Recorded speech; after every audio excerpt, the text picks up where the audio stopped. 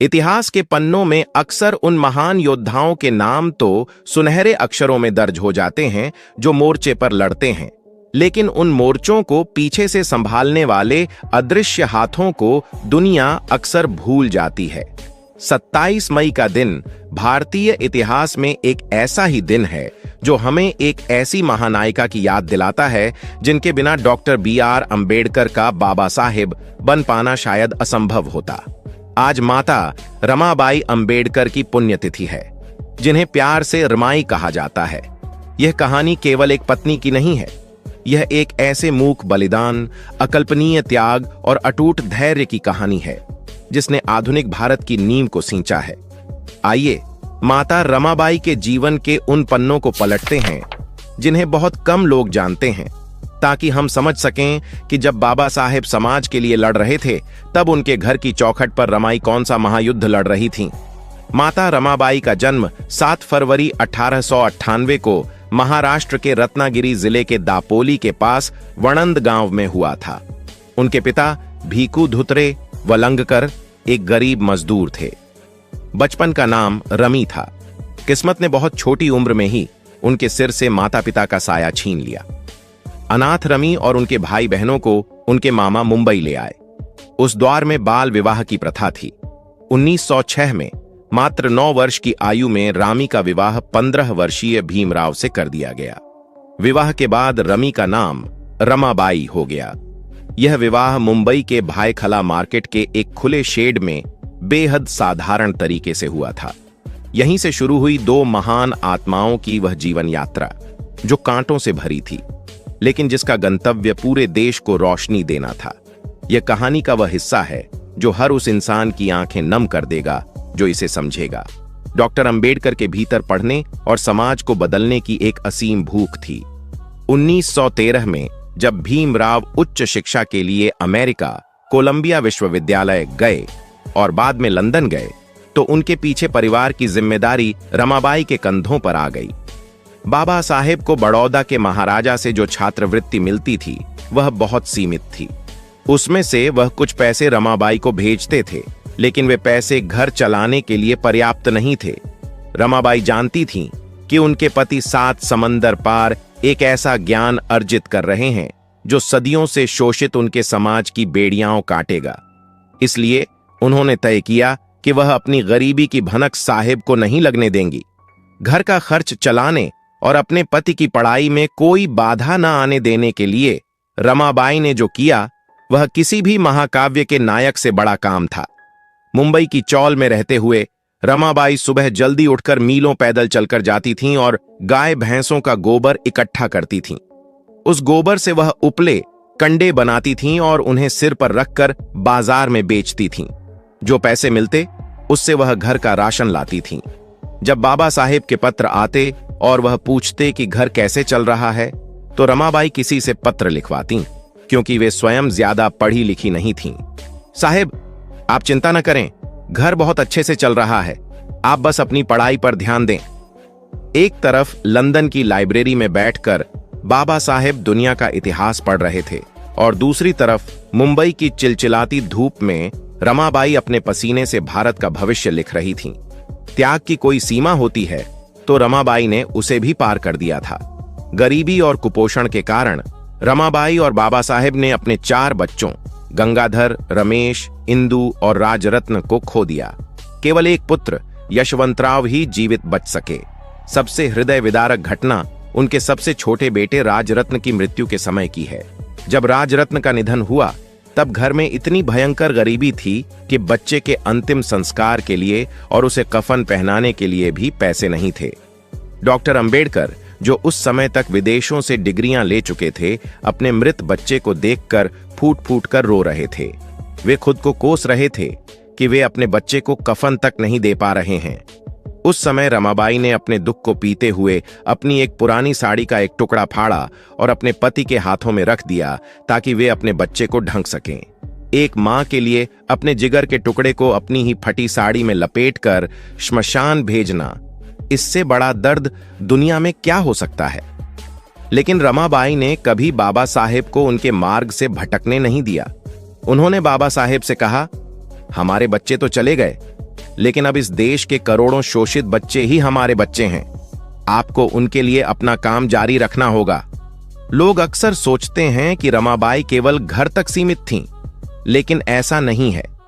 जब डॉक्टर अंबेडकर ने भारत में अपना सामाजिक आंदोलन शुरू किया, तो रमाबाई उनकी सबसे बड़ी ताकत बनी। जब बाबा साहेब ने दलितों को पानी पीने का अधिकार दिलाने के लिए महाड़ के चवदार तालाब का ऐतिहासिक सत्याग्रह किया, तो हजारों की संख्या में लोग वहां पहुंचे। रमाबाई ने उन हजारों सत्याग्रहियों के लिए भोजन की व्यवस्था करने और उनके रुकने का प्रबंध करने की जिम्मेदारी अपने कंधों पर ली। वह दिन रात काम करती थीं ताकि आंदोलन में आए किसी भी व्यक्ति को भूखा न सोना पड़े। छात्रों की माता बाबा साहेब ने दलित और शोषित छात्रों के लिए छात्रावास खोले थे।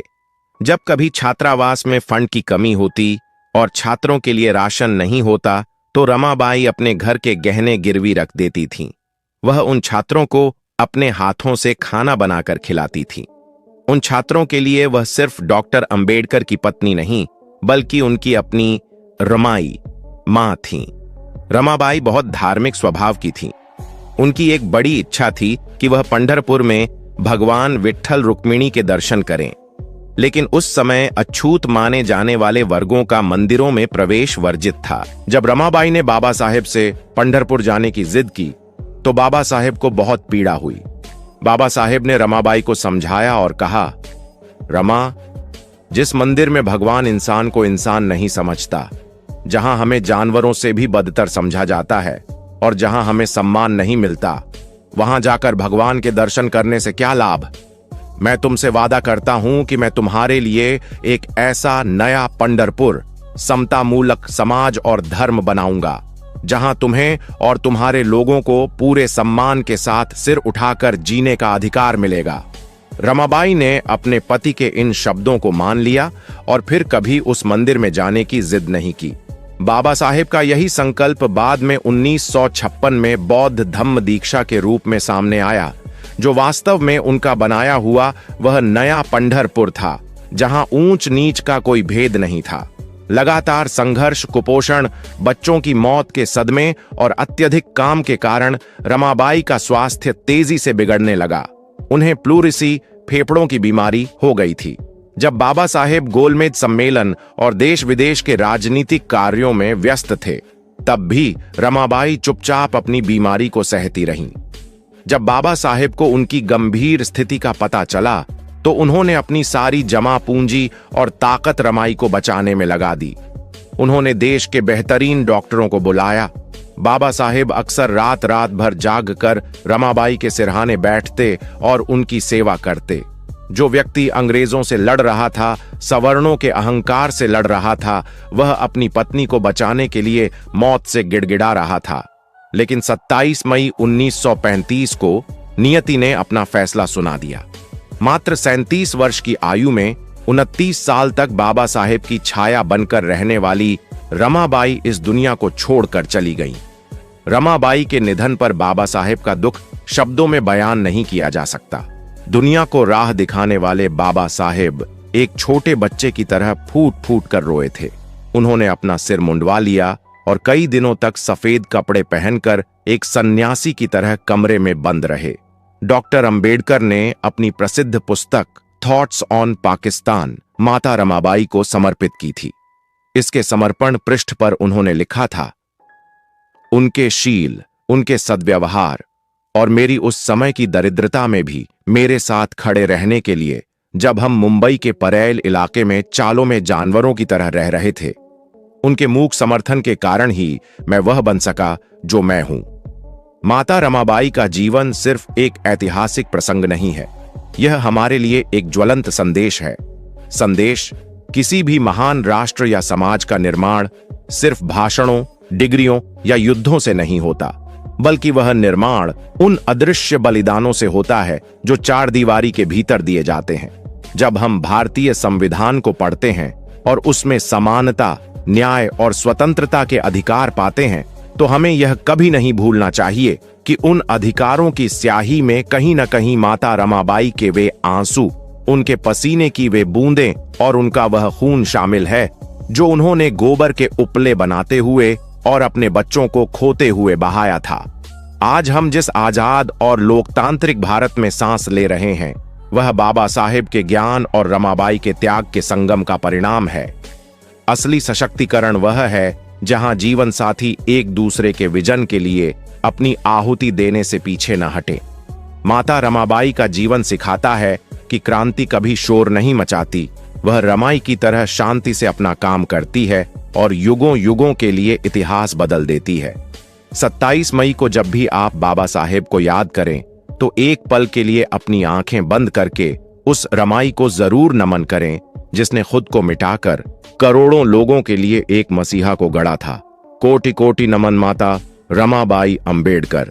साथियों, आज के सफर में बस इतना ही, लेकिन बाबा साहेब का मिशन अभी अधूरा है और इसे जन जन तक पहुंचाने की जिम्मेदारी अब हमारी और आपकी है। अगर आपको हमारा यह प्रयास सच्चा लगा हो और आप चाहते हैं कि महामानव के विचारों की यह मशाल ऐसे ही जलती रहे, बाबा साहेब के जीवन पर आधारित हमारा यह वीडियो आपके दिल को कितना छू पाया, कमेंट्स में अपने विचार लिखकर हमें जरूर बताएं, क्योंकि आपकी राय ही हमारी असली ताकत है। अगर आप भी बाबा साहेब के आदर्शों को जीते हैं तो चैनल को अब भी सब्सक्राइब कर लें। अंत तक जुड़े रहने के लिए आपका हृदय से आभार। मेरी यही कामना है कि बाबा साहेब की तरह आपकी सोच भी इस समाज में एक बड़ा बदलाव लाए। जय भीम, नमो बुद्धाय।